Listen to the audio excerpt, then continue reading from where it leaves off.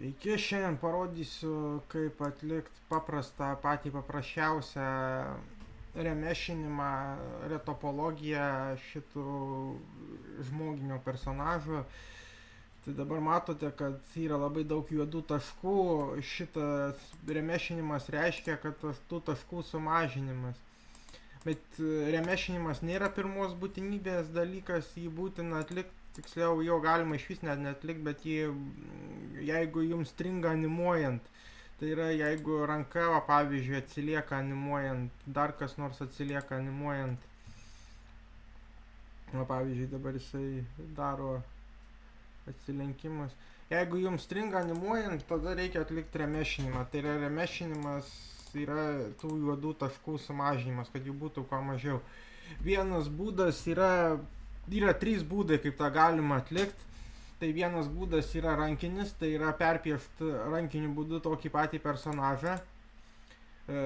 Antras būdas yra automatinis, tai yra naudoti visokius pluginus, blenderio remešinimo modifikatorių ir taip toliau. Ir trečias būdas, kada naudojamas panašus personažas su mažiau taškų ir jisai pakeičia tą originalų personažą. Tai dabar įeidami į edit modę pasirenkam tą visą mūsų modelį su A raide ir tada pasirenkam remesh. Ir tada įeinam į object modę ir dabar matom object modę, kad yra toksai mūsų žmogus ir tai yra negerai. Šitus nustatymus kaitaliojant turim parašyti 0,005. Galutiniam variante, jeigu pažiūrėsit, mes vis tiek gaunam panašų taškų skaičių. Dar galim pakeisti adaptivity. Pažiūrėti, kaip visai reaguoja į adaptivity.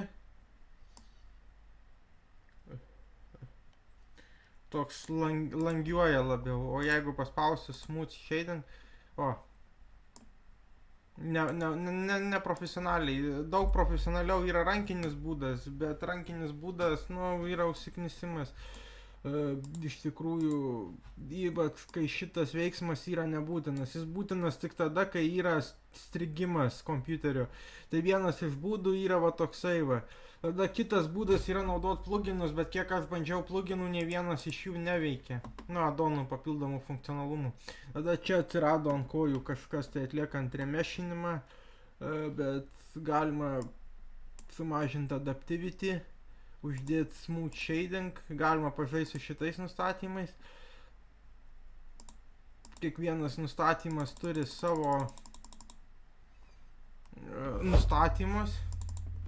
Tai galima pažaisti, paspaudalioti, remove, disconnect, dar ką nors.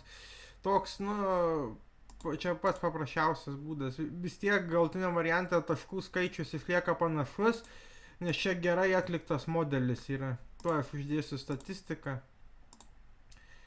Statistika, nes čia, ta prasme, per Human Generator, HumGen yra gerai padarytas modelis ir dėl to, ta prasme, nėra esmės iš vis atlikti remešinimo. O dabar ištrinu, vėl pridėt modifikatorių, paieška, remesh.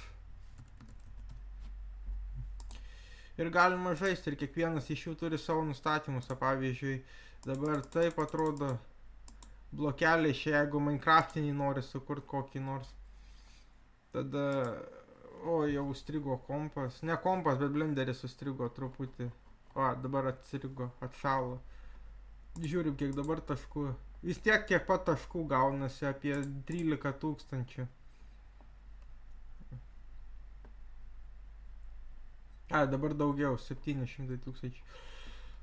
Bet čia toks žaidimas yra. Jis, ta prasme, šitas žingsnis yra visiškai nebūtinas, jeigu jums animuojant nestringa.